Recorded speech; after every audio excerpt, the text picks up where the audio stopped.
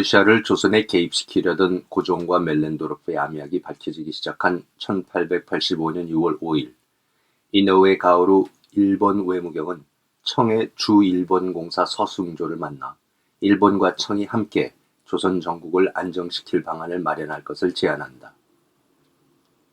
7월 3일에는 구체적인 조선 조정 쇄신책을 적어 에노모토 주청공사를 통해 이홍장에게 전한다. 1. 조선의 외교 방침은 이홍장 총독이 이노우의 외무경과 협의한 후 조선 국왕에게 전달해서 실시하게 할 것. 2.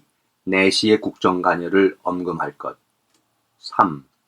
대신의 임용을 신중히 할 것.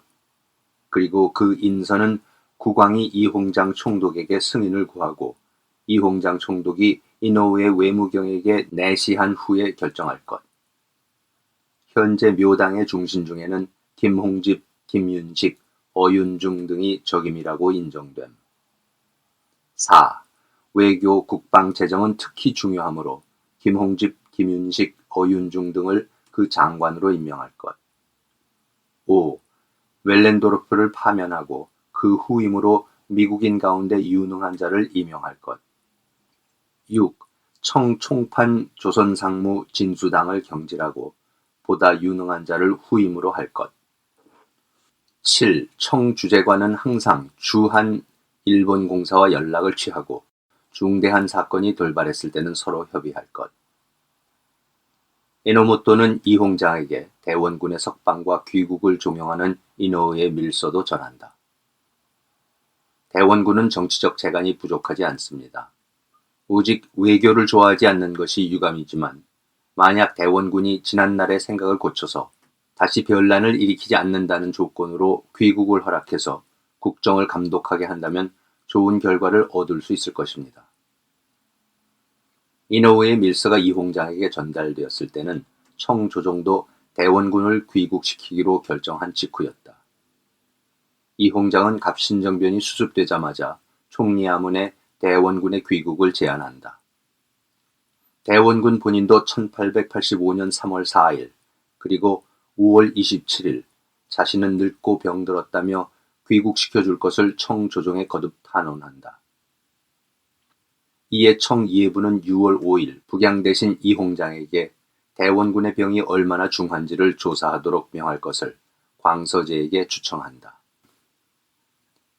이하응을 바오딩에 안치했는데 언제 석방해서 귀국시킬지에 관해서는 성심께서 따로 크게 바르고 지극히 공정하신 저울이 있으니 이하응이 재차 번거롭게 할 일이 아니요 또한 신등이 감히 누차 청할 일도 아닙니다.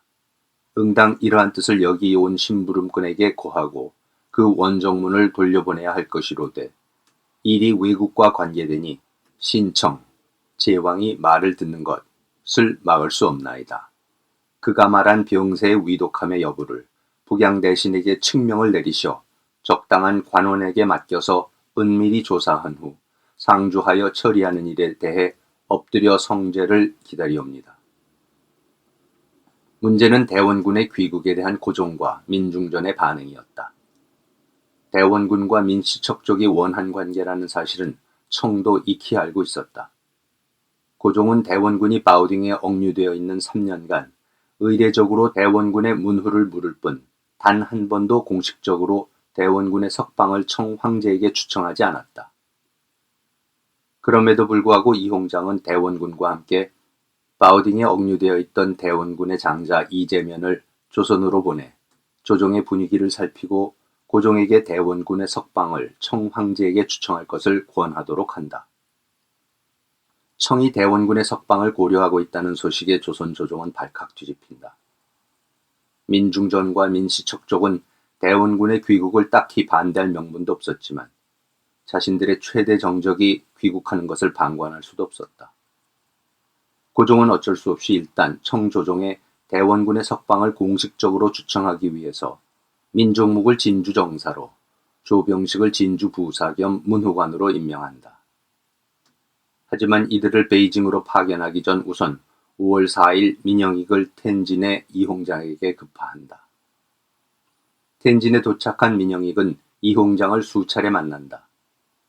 이 홍장은 민영익에게 거듭 대원군과 민씨척족이 화해할 것을 종용한다.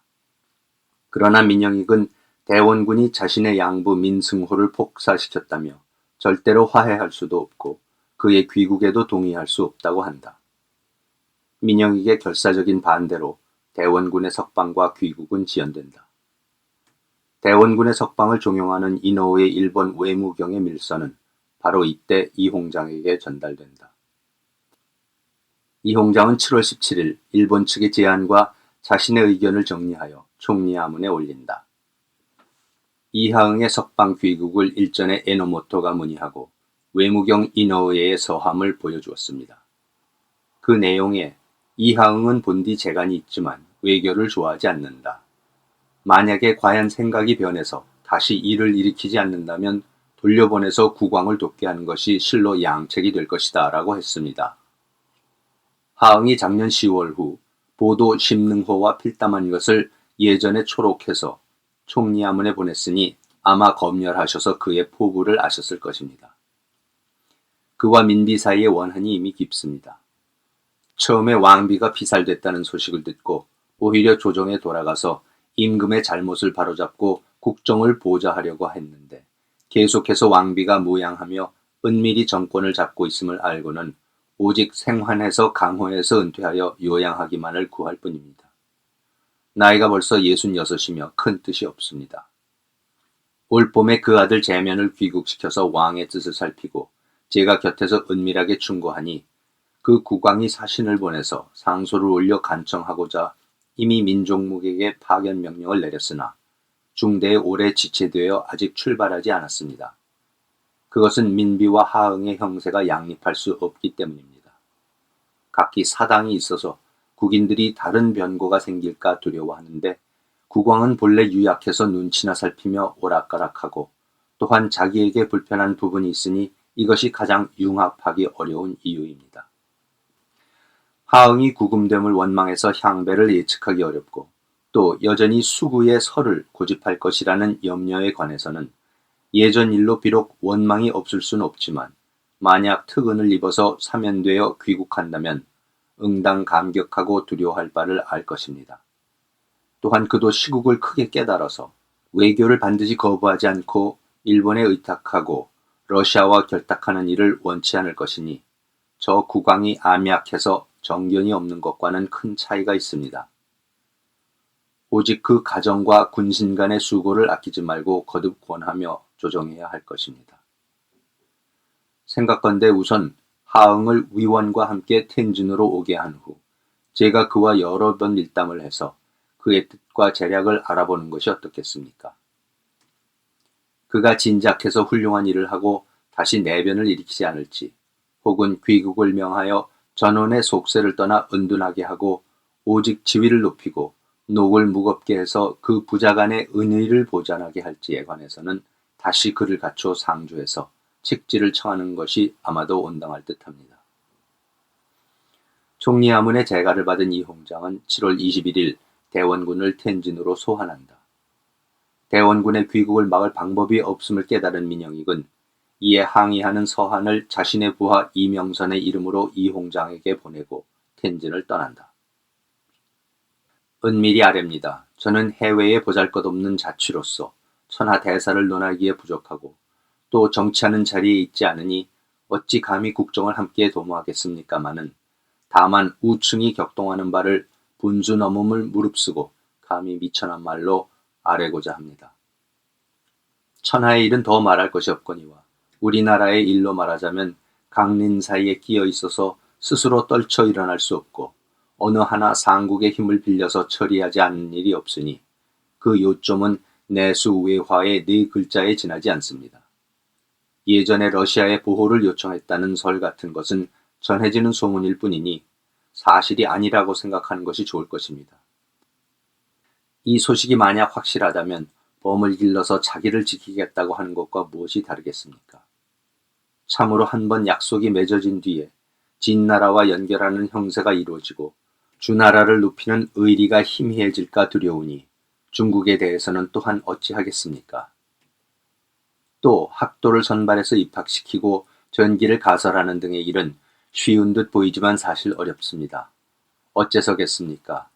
왕의 좌우에 있는 신하가 모두 유능한 자들이 아니라서 많은 일이 모두 취약해지고 나라가 날마다 잘못되고 있습니다. 이 무리들은 좋은 일을 이루지 못할 뿐만 아니라 나쁜 일도 하지 못하는 자들입니다. 그러나 대원군의 사람됨은 좋은 일을 할 수 있고 나쁜 일을 할 수 있으니 이 때문에 국인들이 지금까지 그를 생각해서 버리지 못하는 것입니다. 그런데 민씨 일족에 부의하는 여러 당은 러시아도 두려워하지 않고 영국도 두려워하지 않고 일본도 두려워하지 않고 오직 대원군이 귀국하는 것만을 두려워합니다. 무릇 안에서 불화하는데 밖으로 업신여김을 막은 나라가 있습니까? 한갓 치루만을 가슴에 품고 억울함을 풀 수가 없었습니다.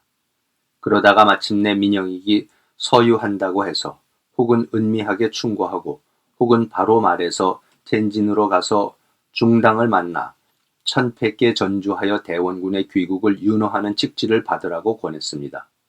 그리고 묵은 원한을 풀려고 하지 말고 돌아가 왕비에게 곡진이 아뢰어서 서로 편안할 수 있도록 힘쓰라고 했습니다. 이는 비단 이 민의 두 성이 안전을 보장할 수 있는 방도일 뿐만 아니라 신민중의 대원군을 생각하는 자들에게는 그 희망에 꼭 부합할 것이요.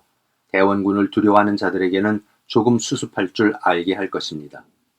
그렇게 한다면 혹시 대원군도 이로 인해 감동해서 나라를 위해 힘을 쓸 것이요. 무수한 사람들이 죽지 않고 살 것이니 이 또한 음공의 일입니다. 생각건대 양쪽을 조제할 수 있는 것은 이 사람밖에 없다고 보았습니다. 누차 권한 다음에 그가 유람차 압록강을 건널 때 따라와서 중당의 영문에 왔으며 국왕과 왕비의 명을 받들어 직접 바우딩에 가서 대원군을 위문하고 그것을 기회로 예전의 혐의를 풀라는 지시까지 받았습니다. 그러나 아직까지 주저하면서 결행하지 못한 것은 혹시라도 왕비의 뜻을 거스를까 우려해서요. 또한 대원군이 귀국한 후에 그가 이를 일으키지 않으리라고 보장하기 어렵기 때문입니다. 이제 텐진을 떠나서 다른 곳으로 가려고 하니 여러 하문하신 것에 대해서는 답변을 드리기 어렵습니다. 최근에 들으니 대원군이 귀국할 기미가 있다고 했습니다. 만약 그것이 사실이라면 민씨 일족을 안독해 할 한 가지 방책을 시행할 수 없을 것이니 애석합니다. 이는 이 시를 비호하려고 이러한 말씀을 드리는 것이 아닙니다. 또 듣건대 어떤 자가 베이징에 와서 유언비어를 퍼뜨리면서 대원군이 석방, 귀국되지 않기를 기도한다고 했습니다. 만약 그것이 사실이라면 좋건 나쁘건 나라를 위해서 힘을 쓸 수 있는 인물을 어찌 없애겠습니까? 나라가 장차 러시아의 속국이 될지, 영국의 속국이 될지, 일본의 속국이 될지 알 수 없으니 이는 참으로 한 수라도 늦출 수 없습니다. 지금 바로 민영익을 은밀히 부르십시오. 다른 사람을 대동하지 않게 하시고 반복해서 타일러서 인도하십시오. 먼저 간차를 보내서 중계를 하신 다음에 날짜를 정해서 그를 바우딩에 보내시되 이 계책이 저에게서 나온 것을 알리지 마십시오. 화만 초래할 뿐 무익할 것입니다. 만일 부르지 않는 것이 좋다고 생각하신다면 반드시 사람을 공관에 보내서 감시하고 다른 곳에 가지 못하게 하십시오. 그리고 한편으로 주청에서 칙지를 받아 대원군을 석방 귀국시키고 그에게 국사를 맡기되 요란은 일으키지 않게 하신다면 크게 다행이겠습니다. 위급한 마음을 가누지 못하여 이처럼 자세히 아뢰었사오니 부디 정신을 가다듬어 살펴주시옵소서. 편지를 받고 놀란 이홍장은 사람을 보내 민영익을 다시 부르지만 민영익은 즈프, 옌타이에서 이홍장에게 다시 편지 한 통을 보내고는 홍콩으로 가버린다. 민영익은 이듬해인 1886년 7월까지 귀국하지 않고 홍콩에 머문다. 한편 이홍장의 명을 받은 후보도 허검신은 7월 30일 대원군을 바우딩에서 티엔진으로 호송하여 온다. 8월 1일 대원군을 만난 이홍장은 그에게 다음과 같이 이른다. 예전에 체포되어 중화에 왔으니 실로 무지한 국인들이 이름을 빙자해서 사단을 일으키지는 않을까 우려했다. 그러나 바우딩에 온 이후로 성운으로 곡진이 보살펴 주었으니 응당 은혜에 감격해서 받들 줄을 알아서 원망이 없으리라. 이제 다만 귀국한 후 어떻게 자처할 것이며 어떻게 국인들로 하여금 다시 사단을 빚지 않게 할 것인지만 결정하면 될 것이다. 흉험한 설계에 다시 빠지지 않겠다는 그대의 말은 국왕이 비록 유약하나 천성이 매우 효성스럽고 여러 신하들은 각각 의견이 있어서 마땅히 대의를 알 것이니 자신이 먼저 흉험한 계책을 세우지 않는다면 누가 감히 위험한 계책으로 해를 끼치겠는가. 그대는 본래 총명에서 사리에 통달하니 부디 이 충고를 양찰하라.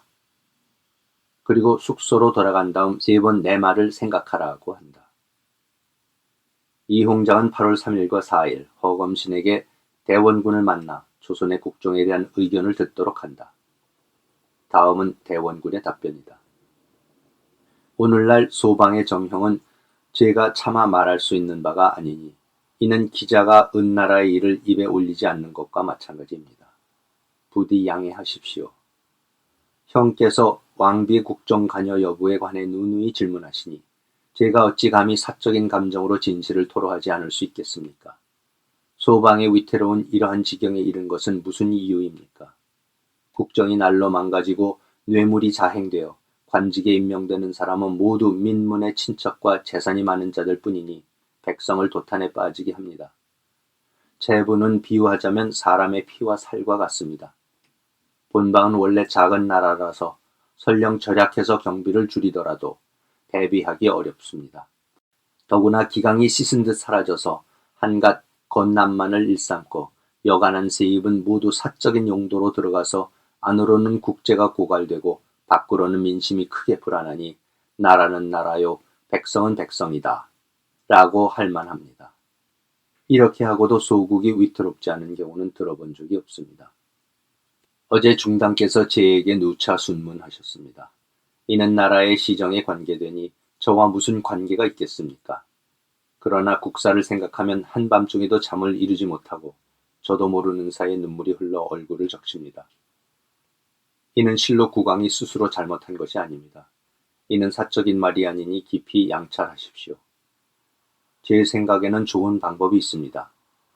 왕비가 국정에 관여하여 소방이 비록 중조의 곡진이 비호해주는 은혜를 받더라도 몇 년이 지나지 않아 반드시 보전기 어려워질 것입니다.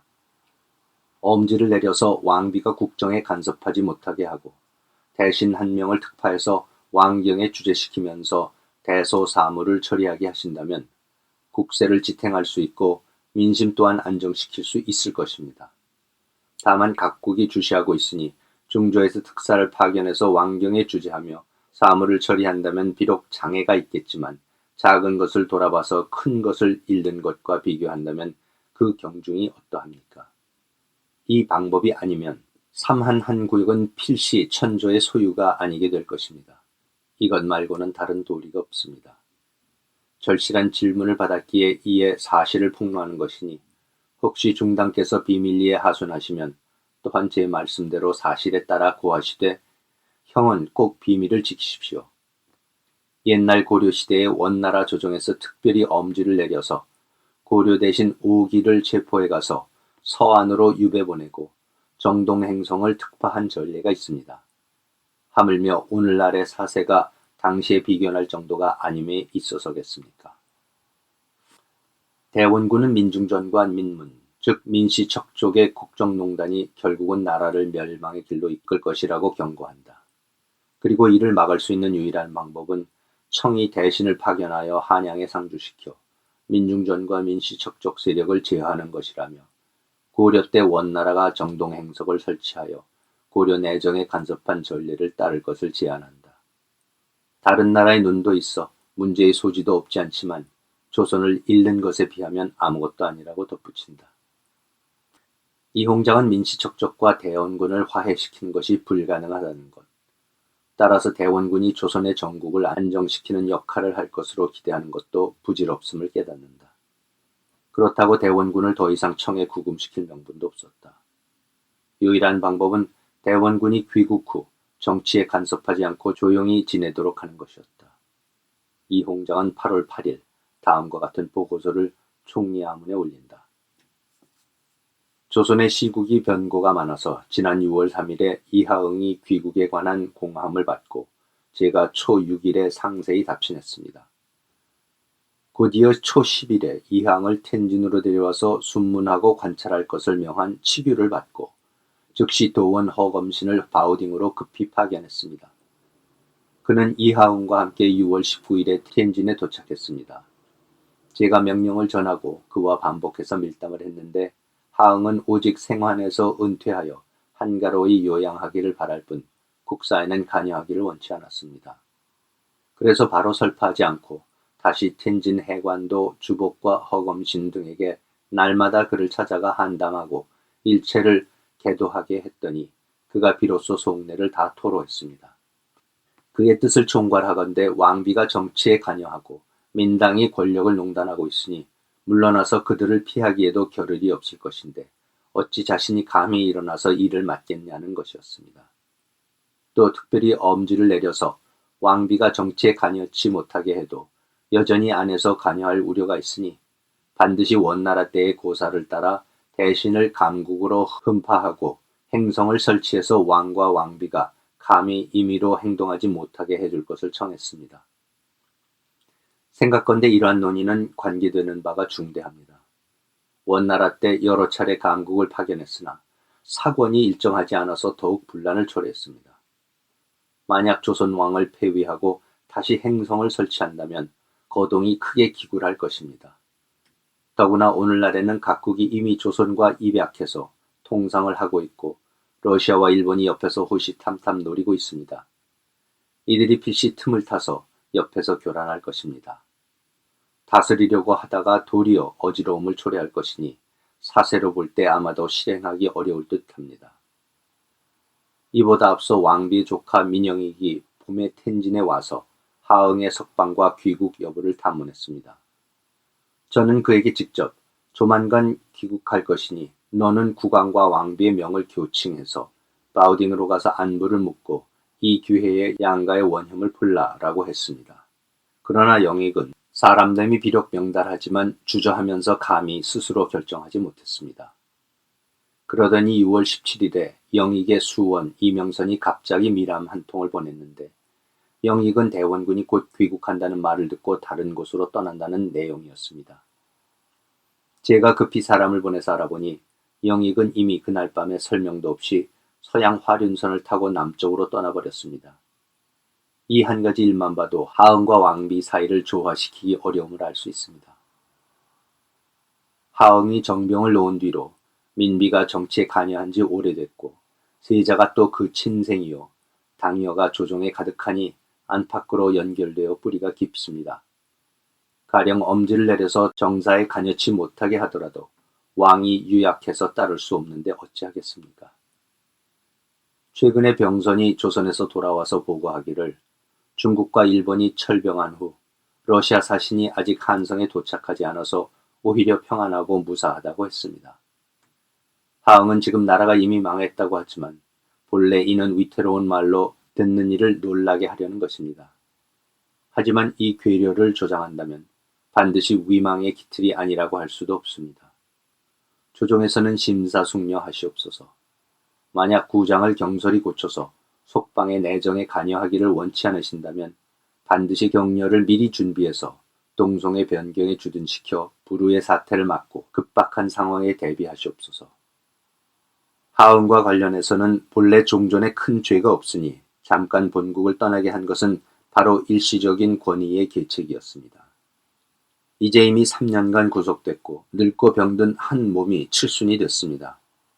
만약 죽지 않는다면 한갓 후회만을 남길 것이니 은혜를 베풀어서 고향으로 돌려보내고 잠시 강제로 국정에 관여치 못하게 해서 내란을 피하는 것이 마땅할 듯합니다. 왕비는 그가 귀국해서 국외인이 된 것을 보더라도 하응의 성세가 여전하므로 어쩌면 조금 신경을 쓰면서 제 멋대로 하지 못할 수도 있습니다. 또 국왕이 아비를 생각하면 자식의 천성이니 혹시 은밀히 그를 도와서 조금이나마 추향이 생길지도 모를 일입니다. 이상의 사정은 감히 대번에 복주할 수 없습니다. 부디 속히 고명한 결단을 알려주시어 그에 따라 처리하게 하시옵소서. 그러나 고종과 민중전은 끝까지 대원군의 귀국을 반대한다. 대원군의 귀국을 영구히 막을 수는 없더라도 그의 귀국을 다만 몇 년만이라도 지연시키고자 한다. 그것도 안 되면 귀국하는 대로 국내에서 유배를 보내는 방안도 강구한다. 조선 조정은 김명규 동부승지에게 이러한 내용이 담긴 고종의 밀지를 주어天津으로 보낸다. 다음은 8월 20일 이홍장과 김명규가天津에서 만나 나눈 대화다. 김명규: 대원군은 이모별난의 수괴로 국인들이 용납할 수 없으며 그의 사면과 귀국으로 인해 화란이 일어날 것입니다. 이홍장: 대원군이 바오딩부에 안치된 뒤로 조선의 화란이 속출한 것을 보면 대원군과 관계없이 민씨 일족의 책임이다. 또 왕비가 최고의 부귀 영화를 누리고 있는데 그 시아비인 대원군이 이처럼 불우한 상황에 빠져 있는 것은 아마도 인륜에 어긋난 것이다. 김명규: 뜻이 그러하시니 참으로 황공합니다. 태공과 왕비가 상능하지 않으니 국인들이 모두 호인이라 해도 반드시 변란이 일어날 것입니다. 지금의 계책으로는 우선 3, 4년을 기다려서 폐방의 민지가 안정되기를 천천히 기다렸다가 역당과 요월을 차례로 복법한 후 다시 사면령을 내리시는 것이 좋겠습니다. 만약 그렇게 할 수 없다면 부디 공정하고 연명한 사람을 파견해서 멀리 떨어진 곳에서 군대를 거느리고 태공을 옹호하며 그 식소를 데려가서 세상에 왕래하지 못하게 하고 서찰 또는 노봉해서 바오딩부에서의 규칙과 똑같이 하는 것이 아마 도리에 맞을 것입니다. 이홍장: 각하는 거의 편단하고 있습니다. 국왕에게는 그 아비를 금고할 수 있는 이치가 없고 왕비는 내정을 보좌하니 본래 외사에 관여해서는 안 됩니다. 설령 상능하지 못한다고 해도 어찌 그 70살 노홍을 한가롭게 지내지도 못하게 한단 말입니까? 어찌 병사를 보내서 간수를 둘 필요가 있습니까?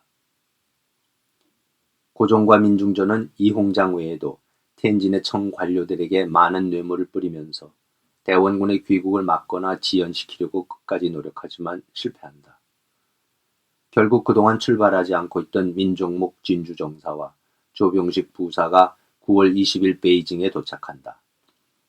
예부를 찾은 진주정사 일행은 대원군의 귀국을 탄원하는 고종의 상주문과 진헌 예물을 전달한다. 광서제는 바로 다음 날인 9월 21일 대원군을 석방하고 이홍장으로 하여금 조선에까지 호송하라는 칙지를 내린다. 그리고 예부로 하여금 그 국왕에게 이 일은 짐이 법외로 인정을 베푼 것임을 알리게 하라. 이하응은 마땅히 넓은 은혜에 영원히 감대해서 그 만년을 신중히 처신해야 하리라. 그 국왕 또한 압수레의 실책을 통렬히 거울로 삼아서 참수하는 자들을 물리치고 말 잘하는 간신을 멀리하며 어진 신하를 가까이 하고 이웃 나라와 좋게 지내서 끊임없이 마음을 가다듬어 국가를 잘 통치할 것을 생각하라. 이홍장은 원세계로 하여금 대원군을 호송하도록 한다.